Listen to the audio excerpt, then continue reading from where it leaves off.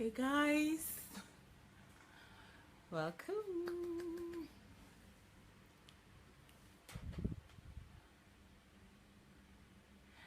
Welcome.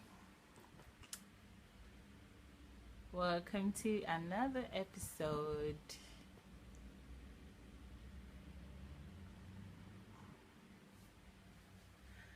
Hey guys, please, if you can hear me, can you give me a thumbs up that you can hear me, please? Welcome, Kayode. Welcome, Andrew. Hello, how are you? Guys, if you can hear me, please give me the thumbs up that you can hear me. And also, if I can please ask you guys to share the video as well. Thank you. Welcome, Mr. Paul. Thank you. Welcome, Anthony. Welcome, Andrew. Okay, guys. Um, Thank you. Okay, Coyote said he can hear me clearly. Okay, thank you. All right, guys. I haven't been on Facebook for some days. I've been spending some time with God. It's been so amazing. It's such an amazing time just to take some time off and just to spend, time with Him. It's amazing. Okay. So today, I want to share my relationship experience, with the bit that hopefully someone can actually learn something, you know. Um, Welcome, Larry. Thank you so much for joining me today. So, I I get like a lot of questions about relationship. I haven't really gone into those questions to start, answering them one after the other, but I'm gonna get to it. But I wanted to share my experience as well, so that when I start answering those questions, one can always understand, like, where is she coming from, or where is she going, or you know like what exactly is it. One can all you can always understand where I'm coming from, because I want, like, every woman and to understand what I've been through, and why I made the choices that I made, and why the decisions that I took, so that it can actually help you, so that because I have like lots and lots of questions, especially mostly from single women, about relationship. I don't want to go into it. I want to share my experience with you, so you can understand where I'm coming from. If I can ask you guys to please share this video, and if you can also invite some of your friends as well, that would be great. Okay, I'll just go straight into it. Okay. So, as you all know, or for some of you that don't know, I grew up, in a broken home. My dad left my mom, when I was really young, and so my mom, was dealing with a lot of things, and as a result of that, because so I lost my younger sister when we were still young, and after that event, my dad left my mom. So my mom was really dealing with a lot of things, so she didn't have, like, kind of like much time and energy, and to pay attention to my needs, as a like emotional needs as a child. So growing up, I never had that father figure in my life. My dad was my dad is alive, but I didn't really have that experience with my dad. I was not, so into, I was not like really into him. Like, we were not, he didn't spend time with me or anything, so I didn't have that father figure in my life. And as a result, that really affected me. And I didn't even know that, all the relationship that I was going into was as a result of that. But anyway, my uncle, God bless that man so much. He took responsibility for me and my mom to care for us. And with the kind of job that he had at the moment, he wasn't really physically present there with us, to give us that affirmation and love and attention and, every other thing that, we need, as especially as children growing up. Every other thing else, he was providing for us. He was making sure that we go to school. Welcome John, welcome David, welcome Mayowa, welcome, I've got my big sis here, welcome Albertina, welcome Auntie Titi, welcome guys, welcome Bernard, thank you guys so much. So so my uncle made sure that we were all okay. I went to school. He made sure that I was going to school and all that thing.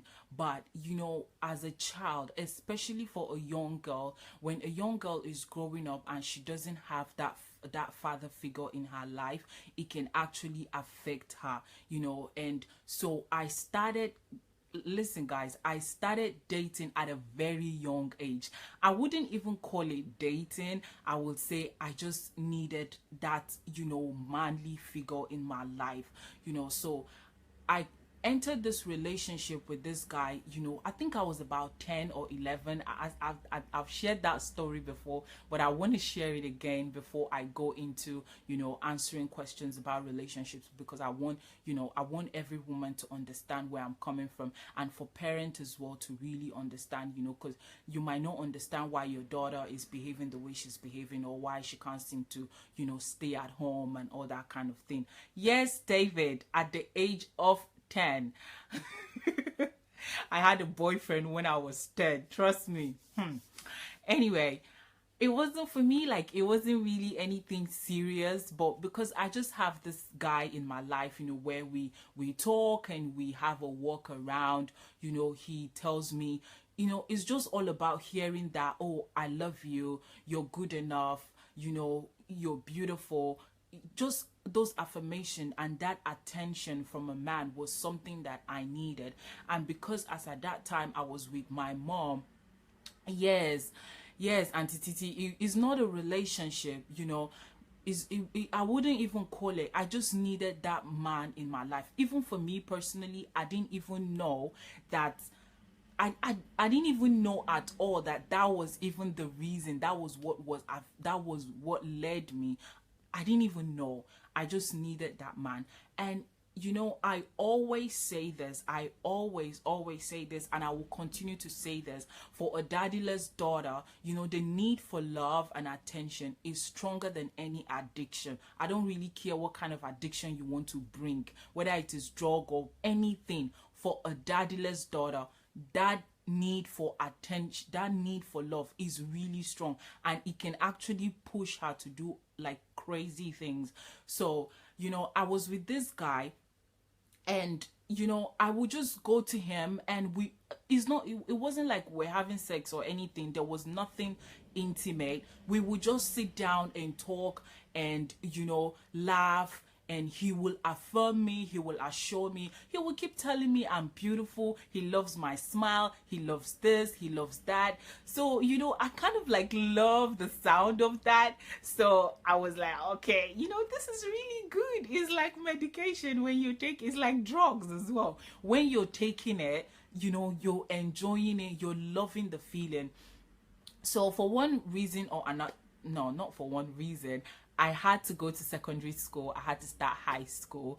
I started high school at age 11 because I finished age 16, and it's about 6 years. So when it was my uncle that sent me to, school, God bless that man so much, so when I went to school, so that relationship, or whatever it is that I will call it, ended, and because the guy had to, go to school or something, I don't know what happened, but we ended. So I went to a whole different new state, and when I went to my state to start Jess's one, as in I was age 11. So what happened? I met this guy. You know, I was really small. It's like I was really small. You know, I don't know, like age 11. I know in this generation, like, it's not a big deal, but in the past, it's like a big deal to have a boyfriend. Like, I'm sure some of you guys can relate. You know, look, Titi is saying that, yeah, that when she was at age, when she was age 4, you know, and you wait, let me get that comment. I missed that. She said she lost her dad at 4 and mom never remarried. Okay, so that means that, you know, to have that man in your life, you know, that thing will always be there. I'm sure you guys can really relate. You know, back then, like 15, how many years ago, like, to have a boyfriend is like a big deal. Like, you can't have a boyfriend, you can't even have a crush on a guy. You're not allowed to have a crush on a guy. And because of religion as well tell you that, oh my God, having a boyfriend, a man touches you, is a sin. You know, you're gonna go to hell. Oh God. And I was really scared of going to hell, so I never, you know, I never gave any man my body. But I just needed that man. You know, I just needed that man. So I was in a new state, about to start secondary school, and I met this guy, just, you know, our neighbor. And he was, you know, I don't know, very good looking, you know, but as I then, I wasn't really paying attention to all those things. So the guy, you know, just told me that, oh, that I just started school. I said, yes, I'm starting secondary school. And the guy was like, okay, you know, where do you live? I was like, oh, this is where I live, but, you know, my school is in this. And the guy would literally come and visit me in my school. Like, I was still small. You know, like, what happens if the guy said, okay, let's go, and he kidnaps me, or just something horrible happens to me? But anyway, I didn't really bother. I wasn't really scared. Like, taking risk, you know, like, to visit a man or something. I was so fearless. Why? Because there was something strong inside of me that was pushing me and that was leading me to, you know, all that relationship. Welcome, Mrs. Nkiru Ojimadu. I have ordered your book, 500 Questions to Ask Before You Get Married. I've ordered my own copy, so I'm going to get into the book straight away because I want to know all the questions I need to ask. Anyway, so I wasn't really concerned. So I will go to visit this guy. So I've left one guy and now I'm in the second relationship. Nothing intimate, but I just needed comfort. I just needed, you know, I love the sound of, oh, I love you, baby. You know, are you okay? Someone to call you and say, oh, how are you? Are you, just to hear those things, you know, hearing those things for me was like priceless. So I was with this guy for like until I was in mid high school, like Jess's 3, and then, you know, something happened. I think we had a fight or quarrel or something, and then we broke up. It's like as if, you know, when one relationship ends, another one is waiting by the door, you know. So that one left and another one came. And this time around, this guy was much more older than me. I think because at then I was about 13 or 14 years old. This one was much more older than me. I would say like he's probably in his mid-20s then. He like looking really strong and huge and all that kind of a thing. So I went into this relationship again. Like I said, there was nothing sexual. It was just having a man was just like a criteria. It was like something that I need to have. It was like something that I need to have. So that was how I kept on going. You know, when one breaks off or whatever happens, or I relocate or I go to, you know, because where my school was in my own state, Benue State, and then I would leave my school and I will go back home to, you know, where our house is, you know, back in the north. So if I go there, I have a man there, you know, and when I go to school after holidays, I have someone there as well. You know, it's like, are you crazy? Like, like in today's world they call it like cheating, like you're cheating. Why should you have a boyfriend all over the place? But for me, it wasn't like having a boyfriend. For me, it was like having a man in my life. That was just what was there for me. So I finished secondary school. I finished secondary school, and when I finished, I went back to my state. And when I went back, I've completely finished. And in between that 6 years, I probably have had maybe 4 relationship. I've probably kept like about 4 relationship. So when that finished, I was I went home, and this time around I didn't want to stay with my mom because my mom was married and she had kids as well. So I preferred to stay with my uncle, and because in my uncle's place as well, like I was able to relate with his wife. His wife is like my mom. She's so amazing. She educates us and she teaches us things about like being a woman, respecting yourself, having good character, protecting your body, especially your body. She's all up about, you've got to keep your body, like don't mess up with your body. So she was constantly doing that. So I prefer to stay with her. And because she was always teaching us the word of God, and she was drawing us close to God, and so many things I learned while staying in my uncle's place. So I preferred to stay in my uncle's place. Not that there was anything wrong with staying with my mom or anything, but I felt like it was just best, I will have freedom, staying at my uncle's place. Albertina said, I can relate to your story. I know, it's like, it's for me right now, it's like, oh my God,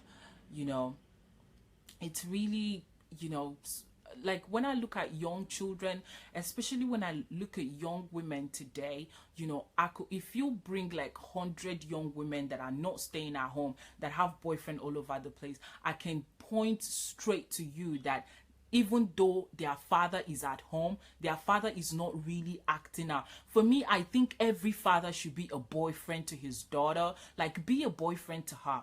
Everything. Take her for ice cream. Get her dressed, do her hair, take her out for dinner. Let her know, like, it's just you and daddy time. No mommy, no brother, nobody. Take her out for dinner. Buy her a dress. Take her shopping. If you don't have enough money, just do something with you. Be her boyfriend, because you want to capture her heart on time before like a man outside captures her heart. Because if a man outside captures her heart, I'm telling you, it's going to be really difficult for you to get the heart of your daughter back. It will be really hard. And when I came back from school after my secondary school, you will not believe this. So I had this relationship that I was about to go to, and even though my mom, like my uncle's wife, was like, don't go into that relationship, like focus on your jam. There's these exams we write to get admission to university, and she was like, focus on your education, forget about relationship, like focus. For me, I wasn't listening. Like nothing was penetrating into my head. And I said, like, I faced my mom and my brothers, like everyone, and I told my cousins, and I told them, listen, it is my life. And I love this person, and I will be in relationship with this person, whether you like it or not. I was so stubborn. And I didn't know, I had no clue that it was because of, that thing inside of me, that was something inside of me that it was bigger than me. It was something. I mean, love is a big issue. It's huge. And that is why, God tells us to guard our heart. And that is why God, also tells us that we shouldn't stir up love until we're ready, because it's such a huge and massive thing. So I told my parent that, listen, I'm not listening to you. Like, I don't know, for some of our parents, like, because I know we have some parents listening. Like, I know sometimes your daughters will be like, I don't want to listen. Like, it's my life, and stuff like that. You're not really getting the reason why they're not really listening. There probably might be something. There's a cry inside of her that she can't really explain to you. It's something that you have to give to her. If that makes any sense. When you give her that love, and then she in return responds to you, especially for a father, she responds to you. You don't necessarily have to tell her, don't have a boyfriend, don't have sex, or don't do this. You don't necessarily have to do that. You just have to, fill her heart with that love, fill her with, all that she needs, and she will respond back to you. She will obey and she will listen. And if there is anyone talking to her, and listen, if there is any father here that is listening to me, I want to say this here. You are the one that you are the first person to set a standard for your daughter. If she needs to go into any relationship, you are the first person setting the standard for her. So if as a father, you break her heart, you don't pay attention to her, you're telling her do's and don'ts, and you're not paying attention to her, you've set a standard for her. So what she does is, when she goes into a relationship, she goes, oh, my dad, it's okay, so she feels it's just okay. So because a father has set a standard that it's okay for a man to insult you, it's okay for a man to shout at you, it's okay for a man to say nasty things to you, it's okay for a man to, not be there for you, not pay attention to you, not tell you they love you or something like that. So you've set a standard for her. So that is how a lot of women, they endure horrible things in relationship. Why? Because a father has set a standard for her. I will not be there for you, I don't care about you, and all those kind of things. So if you are a father, I want to say this here. I've made the first point, and the first point that I made was that you as a father, you have to be the first boyfriend to your daughter. Be the first boyfriend. Like, it doesn't matter how old she is. It doesn't matter. Like, it doesn't matter. Even if it is just 1 year, keep telling her, you're beautiful, your legs are okay, your hands are okay, your eyes are okay, you're good enough, you're beautiful, you're strong. Just keep telling her. It doesn't, even if she's just like 5 months old, even if she's not yet born, even if your wife is still pregnant, like, start affirming her quickly. ASAP, because her heart is empty, and because her heart is empty, you feel that void in her heart. So that was the first thing I said. The second thing is that as a father, you get to set a standard for your daughter. So if any man comes into her life, she's going to measure up and say, nah, I'm not going to date this guy. No, I'm not going to go out with you. You don't measure up to the man I have in my life right now. You don't measure up. Like, my dad takes me out. My dad pays attention to me. If my dad said he's coming to pick me up at school at 3 o'clock, he is there at 2:50. My dad never insults me. My dad respects me. My dad, so she's gonna measure up that standard. And for me, I never had that. I never had anyone to sit me down and talk to me about what to expect about a man. So there was nothing for me to measure up that standard with. I don't know if that makes any sense. So there was nothing for me to measure up. So you get to set the standard for your daughter. You get to set that standard for her. And another thing was that because of the kind of job my uncle was doing, so he didn't have that much time to really open up to us and spend time. But any little time he has, he gets to share that time with all of us, and that is me, all of my cousins, all of us. We just felt at home staying with my uncle. So the little time that he has, he gets to spend that time with us. But still, because we're quite a lot, and because some of our fathers, like, no disrespect to our fathers, they did their best. They gave us all that they could, but our fathers, their main goal was just to, provide for us, give us food, and make sure we go to school. So some of them, they didn't really pay attention that there was something that I needed to do. So that is why for me it was easy for me, like, to kind of like let go of all the things that has happened to me because of my dad. So because I knew this fact, I knew this truth, that they were just so focused to make sure we're okay, so they didn't pay attention to our emotional needs. So anyway, I went into this relationship Please guys, if you're just coming in, if I can ask you to share this video. I'm sharing my relationship experience. So my relationship experience, you know, covers up basically why I was going into that relationship and all of the things that has happened, you know, in all those moments. So now I finished school, I finished high school, and I was in a relationship with this guy.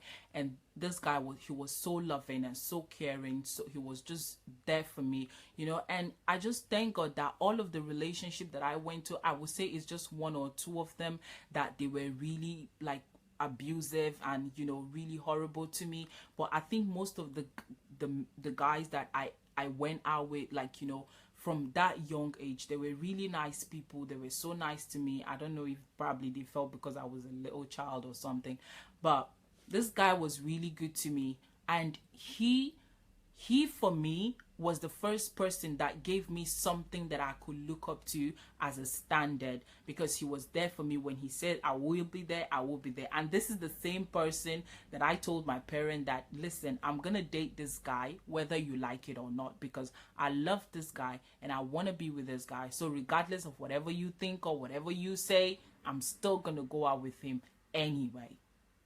So I was in a relationship with this guy until I went to school for my university. So please, this is where for me relationship started for me.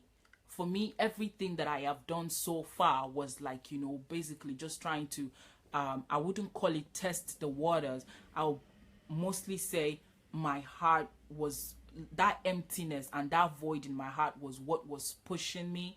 So it is at this point, from this moment, that I want to share with you all, I will say, where the relationship that had a major impact in my life, negatively and positively. From this moment that I started my degree, my university, that is when it like those relationships had a huge, massive impact that brought me to the place that I am. And I want to say that if you are a single woman, if you're a single lady and you're listening to me today, I want to say this: relationship that you go into, they really define you. Relationship defines you. Relationship builds you. Relationship, kind of like the relationship you keep is like half of your life, because you spend most of your time with those people. So when I came to university, when I came to school, one of the things that a lot of women will want to do is focus on their studies. But that wasn't my goal. That was not my goal. It wasn't because I was wayward. It was because there was something inside of me that was pushing me. There was that emptiness, that need for love was something that I needed to settle. Just let me just have it in the back of my head somewhere that I just have a man that can protect me, that can provide me stability. Let me just have this person. So that was my first goal. So I met this guy and we started going out, and you know, we went out for a couple of months. Like I said, nothing happened. One of the major things that I insisted and I kept on is my body. I made sure that I kept to myself and I was ready, because my uncle's wife always tells us that, oh, you know, your virginity is like the only gift you have to go and give to your husband, so don't mess it up, don't give it to another man. So I really took that advice really, really strongly. I really took it really strongly. A lot of women did not have that opportunity to get that advice, and today I can tell you, I've spoken to few of those women. They have gone into serious promiscuity and it's not even funny. So I thank God that I had that advice. So that relationship ended like really fast. And the moment it ends, like I said, another one just came on board. So, and that was the one that I was raped. I've shared my story of being raped, and that was how I lost my virginity through rape. I've shared that story before. Probably I might share it another time. So that it was in that relationship that I lost my virginity, and I never knew that I had even lost it because apparently, like, the guy must have done something and I was not conscious, and a lot of stuffs happened and I never knew. So I only got to find out in my next in the next relationship that I went into. That was when I found out that I had lost my virginity. I was so okay. Let me say this. Let's just say when that relationship ended with that guy that raped me. So what happened was that when I went into the next relationship, the guy was so amazing. He was so good to me. Like he put me on allowance. Like he was constantly calling me. He was constantly caring for me, paying attention to me. Like I receive love messages like every morning and every night. Like those are the kind of things that women really love to hear. Like because she wants attention. The silent cry of every woman is attention. The silent cry of every woman. I don't care how old she is. I don't care if she's 90, 50, 60, 21, 8, 10 is attention. Every woman seeks attention. The way she goes about it, that is, she could go with positive or negative, whichever way. But so the guy was so good to me, and I just said to myself, I'm gonna give this guy my body. Like the guy is so amazing. Like, and because the guy also promised me that we're going to settle down together and all that. So I was like, if the guy's gonna settle, we're gonna get married, like, so what's the point? Let me just give him my virginity. So that was the night that I got to find out. The guy was super happy. He was super proud, that he was going to, take my virginity. But it was that time that I got to find out that I had already lost it. So it was like a very painful, like it was painful. I was really angry. I was really mad. But I think I was more angry with God, because I was saying to God that, I was so faithful, like in all those relationships. I had lots of opportunity to give my body, but I never did. Like, God, you see all things. I get to hear all these things were coming up in my brain, and I'm like, God, like, you said you see all things. So you mean to tell me that you were sitting down whilst that guy was doing that to me? I just couldn't believe it. So I was really pissed off with God. Like, when I mean pissed off, I mean like on a high scale pissed off. I was really angry with God, and I made sure I communicated that to him, that I was really angry with him. So anyway, it was really painful, but still the guy was still proud of me. He was still happy. He was still excited. He felt he did it, but I knew, like, he didn't. I knew he didn't, even though I didn't really have an understanding. I was so naive. I was so ignorant. I was so unconscious. Like I was just like, there is no word. Like, I'm looking for a word that I will use to, classify what was going on. That need for love was just, it was like the ultimate that was making all decisions of my life. Even what time I get to study, do I get to concentrate, what kind of man, or like, it was pushing me to do like stuffs that, oh God, it was horrible. And that is why I so want to encourage fathers. I want to encourage men. Like, I don't know how to do it. I wish like I know, like, I wish I know, like, what I can do, because like I really want every father to really get my point, like to really get my message. Like, don't neglect your daughters, like don't neglect them, you know, pay attention to them. Like, if your job is so demanding, like you don't have to do it. Like, you, like the life, like it's the life of your children. It's the life of your children. So, you know, so it was really horrible. Like I just could not explain what was going on with me. So we continued our relationship, and that means that I wasn't paying attention in school. Every time the guy wanted to spend time with me, I would rather spend more time with him, because, you know, I just love to be in that place and all that kind of thing with him. So I would rather spend time with him than to spend time in school. So, and unfortunately, I got pregnant.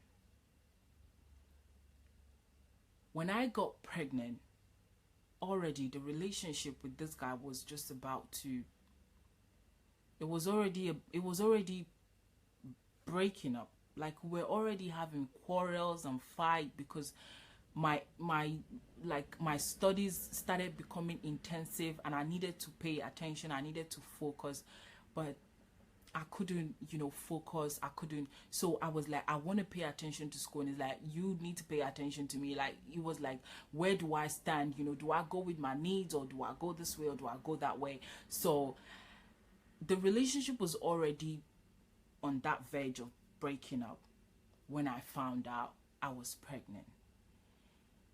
And I didn't know what to think.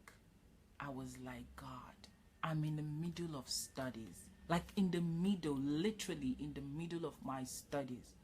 What am I going to do?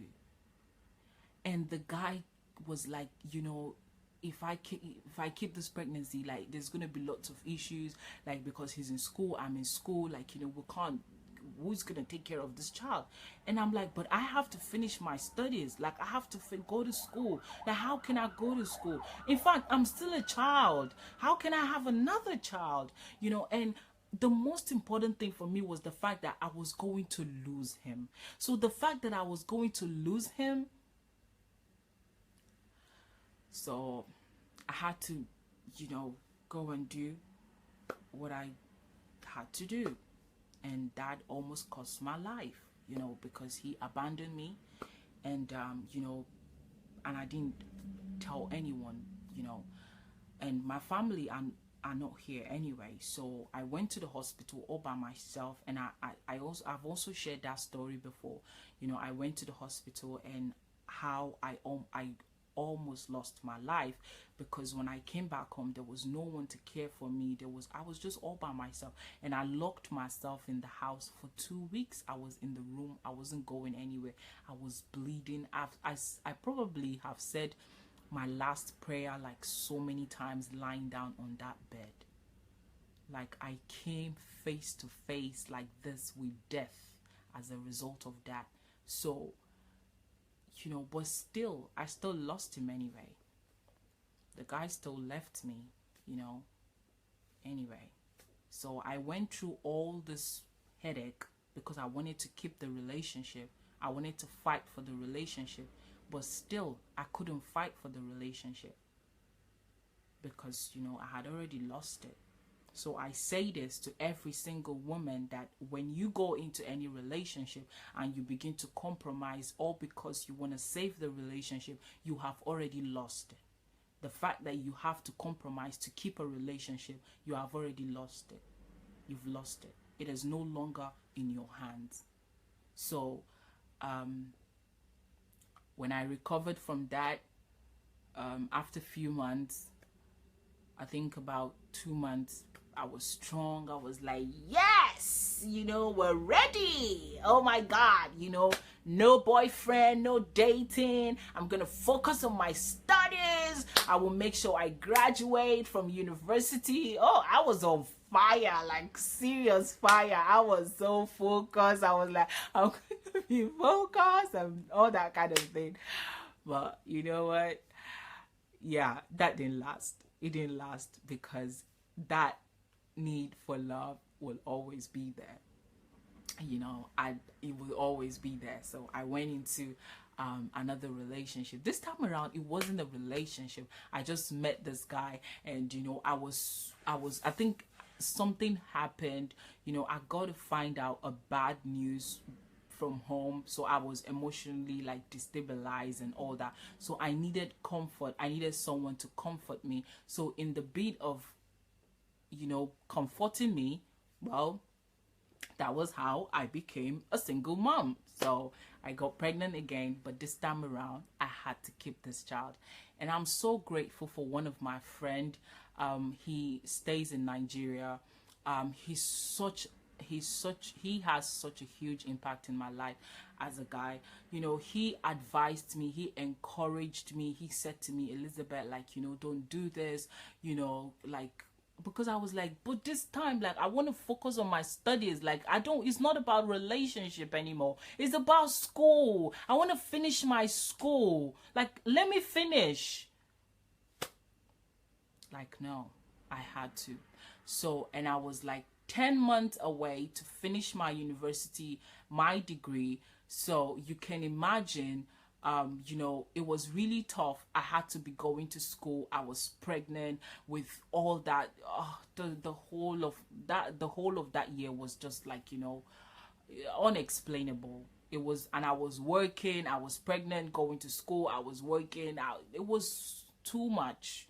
You know, probably one day I probably would get to share that experience, but you know, that was how I became a single mom, and I had to graduate from university, and I needed to make sure that I graduated, you know, with a good result, because my uncle, who took responsibility out of his good heart, you know, sent me to school, was really disappointed to find out that I was pregnant.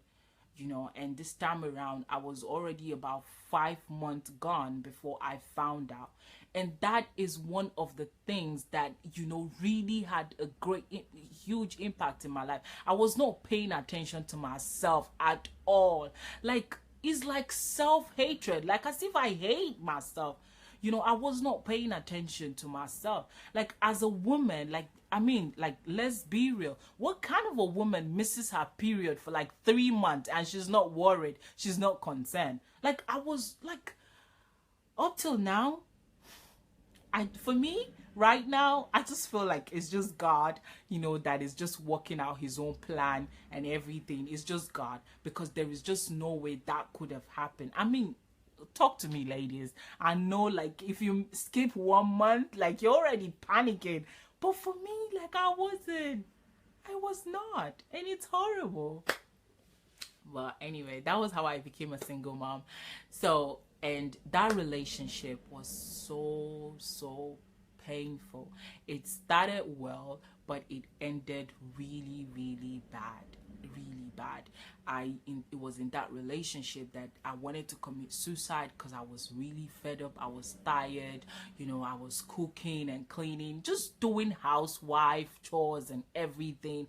And to somebody that is not even married to me, somebody that doesn't have a regard for me, that doesn't respect me, that doesn't look at me. It doesn't even look at me that I'm a woman, doesn't even have any consideration whatsoever for me. So, like, I was so fed up, and I was like, you know what, God, let's just end this whole drama. Let me just excuse you from your world so you can just have peace in your world. Let me just back off and leave you alone. So, but anyway, I wanted to, you know, I really wanted to commit suicide, you know.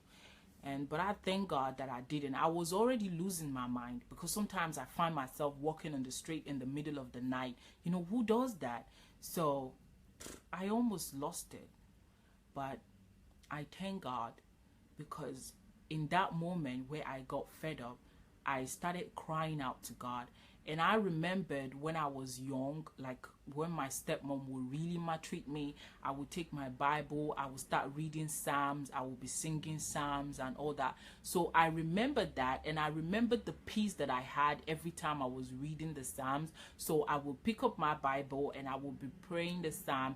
One of my favorite Psalms is Psalm 27. I love Psalm 27. Like, lots of Psalms are my favorite. I love them, I sing with them. So when I started doing that, I started having peace in my heart, and God started bringing me closer to him, and I started crying to him, and I pouring my heart to him, and I told him, like, I don't want to do this, like, I'm tired of my life. I don't want to be like, in this whole mess. Like, it's such a mess. My life is such a mess. Like, I don't want to be in this mess. Like, I'm sick and tired of men disrespecting me and looking down on me, and like, I don't want to be going into these relationships up and down the place. Like, I am tired.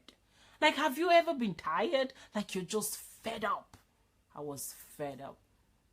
I was really fed up. I was tired. I was really, really fed up. I was really fed up. And I was willing to do anything. I was ready to do anything for God to just help me. For God to really help me. I was really tired. But anyway, God helped me. God gave me strength, because he says that in your weakness, I am your strength. Like, I prevail. God prevails more in our weakness. When you're strong and you're trying to be a boss, God's strength does not really function. It functions when you're down on before him and you're just laying it out and just pouring out yourself and letting him know how weak and all that, and he just comes like sometimes I call him like my Superman. He comes like my hero, and just he gave me strength. And it is that strength that I took and I stepped out of that relationship. And I made a vow to myself that that was going to be the last relationship that I was going to go into. And that was going to be the last, like, I would love myself. I would do all this. I would blah, blah, blah, but after 4 months, I think 3 months, it's not up to 4 months. Like, after 3 months, I went back to God, and I was saying to God, like, God, can you give me a man? Like, I want to get married. It is tough being a single mom, no one to help you. And, I wasn't working, and just lots of things. I was like really fed up. I was like, God, please give me a man to save me. Give me a man to rescue me from my troubles, from my financial troubles, and from all the things that was going on through my life. So it was like it was like I just wanted someone. So I went into my last relationship, and that last relationship, we separated last year. So I think this month made it like, I think 9 months, 8 or 9 months that we separated. So indeed, it is my last relationship. But in that relationship taught me a whole bunch of lessons. And I don't, like, please, like, if you're a single woman, I don't want you to miss next week episode, because next week I will be sharing like all the lessons that I've learned in all of those relationships. Please, I'm begging you, because I really want you to understand. I really want you to understand why you want to have a man. Why do you want to be in a relationship? Why do you want to go out with someone? Why do you want to be with, like, why? What is the reason? Why do you think that you need a man in your life right now? You have to know why. Because if you don't know why, it's going to be a tragic road. It's going to be a tragic journey for you to go through. And I love you, and I'm sharing my experience because, I've been there, I've done that. I have a certificate, like, I graduated, and I learned my lesson, and, I really want you to get my point, But anyway, I met, for those of you, some of you that know, I met Dr. Sunday Adelaja, and that was for me yesterday, 25th of July, made it 1 year since I met Pastor Sunday Adelaja. And in this 1 year, I can tell you all the things that I have learned. I have unlearned so many things. What it is to be a woman, what it is to go into a relationship, everything about life. I've learned so much about life. I've learned a lot about myself in this 1 year, and I will be sharing some of them in, next week's broadcast. So today, as at today, I'm really convinced that that is my last relationship. When I say my last relationship, I'm talking about with a man, going into relationship for just going sake. So that was my last relationship. If I have to go into another relationship right now, which I don't want to go, I'm really not interested in any relationship right now, maybe later, but not now. I think it will be like straight on marriage. If it is not, then there's no point. I'm not gonna go. I have male friends, don't get me wrong. We will always have relationship. But here is one thing that I want to leave you with today, because I want to round up. I have way gone past, the time I'm supposed to spend. So one thing that I want to say is this. You gotta know yourself. You have to know yourself. You have to discover yourself. You have to really know yourself. Get into the core of yourself as a woman. If in the process of going through that is when you get to uncover why you do the things you do. Why do you attract the kind of men you attract? Why are you in the kind of relationship you are in? Why were all the negative experience that you encountered? So when getting to know yourself, your greatest achievement as a woman is to discover yourself. And that is why I am a self-discovery preacher. I will preach it because it is so important. And thank God that I had to go through this journey of discovering myself. And I knew that I didn't want the relationship that I was in as at that time. I just knew straight away that I didn't want to be in it. So, like I said, you gotta know yourself. And I've also spoken to our fathers, and I've pleaded with our fathers. It is because of that fatherlessness. I didn't have that father figure in my life to tell me, to constantly hear, I love you, I'm there for you, I care for you, to affirm me, to teach me values, to teach me standards, to teach me principles, to teach me what it is to get into the world of a man. I didn't know all these things. And because there was an emptiness that is inside of me that just kept on pushing me to keep seeking for this man. It wasn't like as if it is something that I was doing consciously, but something inside of me just kept on pushing me to seek for this man. And to be honest with you, all through, I just knew that, right now, I just know that God orchestrated everything for a reason. God has a plan. God has a purpose. And I'm getting to uncover those plans, and I'm getting to uncover those purpose one after another. But I want to say to you, you gotta know why. Why for me is huge. You have to know why. I have lots of women sending me questions about relationship and boyfriend and all that kind of stuff. And, I know it is difficult, and I want to answer your question, but I didn't want to start answering your question without sharing my story, my experience of going through all the relationship and why I went into the relationship, so that you could probably have a rethink about, some of the decisions that you're making, so it could help you, because it is so important for you to know why. It's not just about having a man. I always say this to every woman that I meet. You can, right now, if I go on my Facebook page and I say I need a boyfriend, literally I'm gonna get thousands of men. But it's not about that. It's about you. You are the focus. You are the central person. In all that relationship that I went into, I was the constant person. So you are important. It's not about going to meet a man. It's not about having a man. It's about you. Do you know yourself enough? How much of yourself do you know? How much of yourself do you know? So you are important. You are the key. You are the main key. and you attract what you are. So guys, I'm rounding up now, and ladies, I want to say this: don't miss next week episode of The Roll You.